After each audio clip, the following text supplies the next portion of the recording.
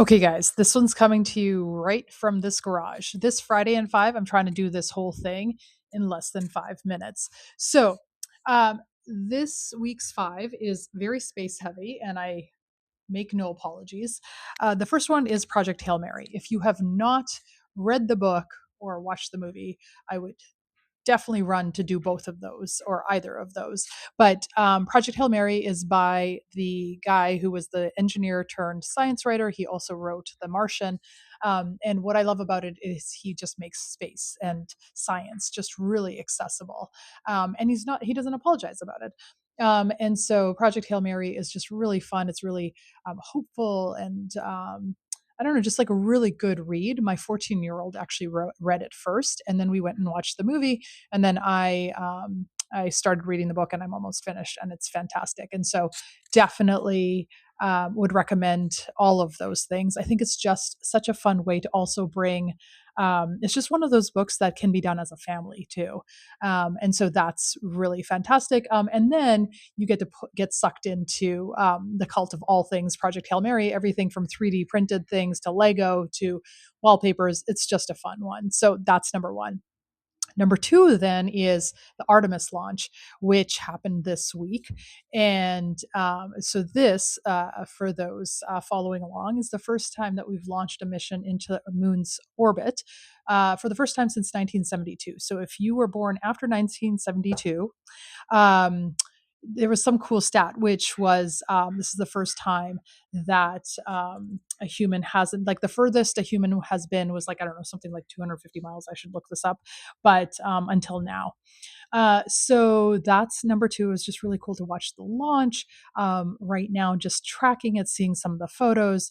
I don't know that if it really gets old to see the earth from that perspective, from a fellow humans kind of point of view. So that's been really cool. It's also been really great to be able to share with the girls.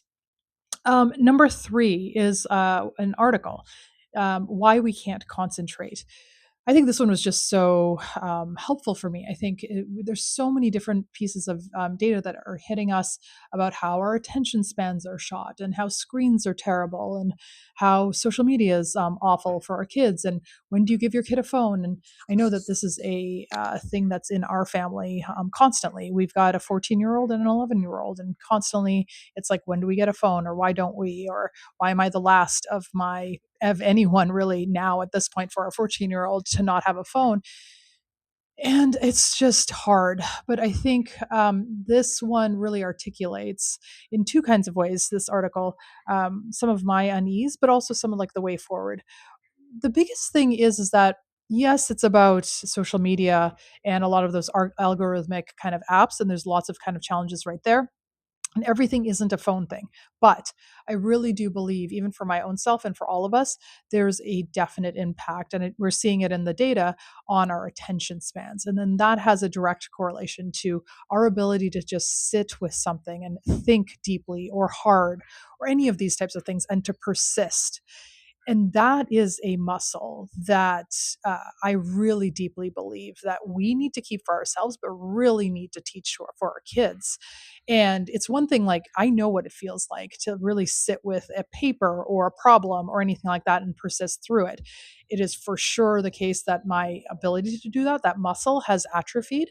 But my kids, they've never had to really figure out how to slog through a classics book and like have to write a paper on it and all that kind of stuff. And so I'm really trying to, as much as possible, preserve some of their ability to be able to do that.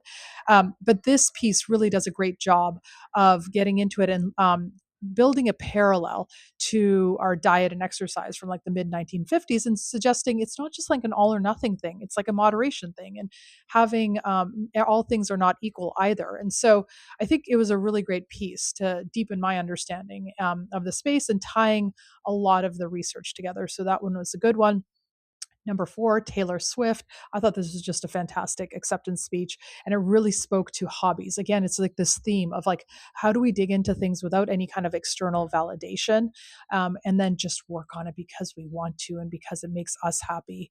And so, how do we teach that to our kids? And number five was just a fun one around the great Kit Kat heist. Yes, I did say that right. So check it out.